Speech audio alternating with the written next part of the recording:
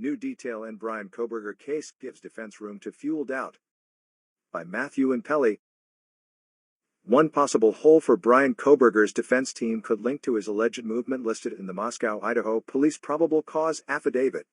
Kohberger, 28, was arrested in Pennsylvania on December 30, and the Moscow Police Department released a probable cause affidavit used in the arrest. Kohberger was charged with 4 counts of first-degree murder and 1 count of felony burglary in the fatal stabbings of University of Idaho students Kaylee Gonsalves, 21, Madison Mogan, 21, Ethan Chapin, 20, and Shauna Kernodle, 20.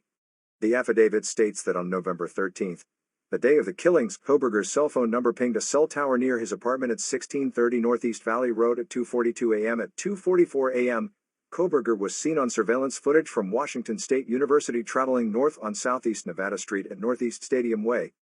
However, Newsweek drove from Kohberger's residence to the street listed in the affidavit, and the trip took just over 7 minutes.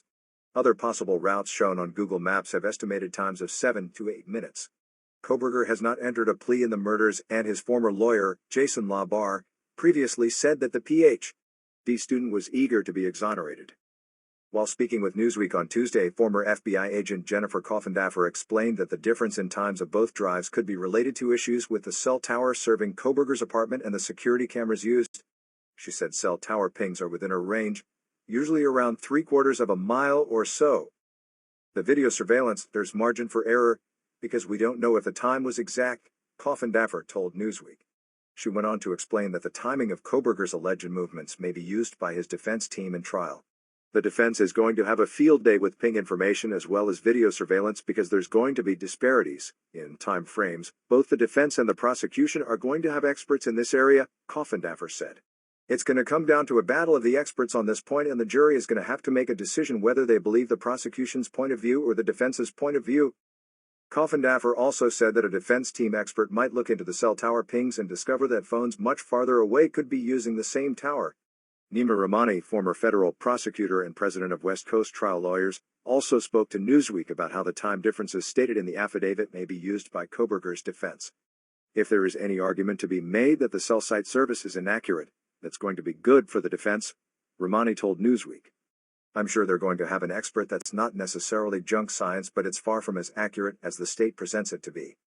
Like Coffindaffer, Rahmani said that the trial will likely be a battle of the experts, adding that this is what you want as a defense attorney. You want to kind of inject some doubt into the jury's deliberation. If they doubt the data being provided in analysis is inaccurate, that's just really all you need. You don't need actual innocence, you just need reasonable doubt, he said.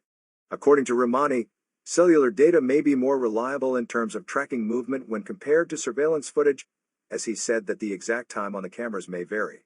On the other hand, Thomas O'Connor, senior consultant for the Soufan Group and a retired FBI agent, told Newsweek that surveillance cameras could be off by a couple of minutes, but said that if authorities mentioned it in the affidavit, they likely determined that the timing was possible.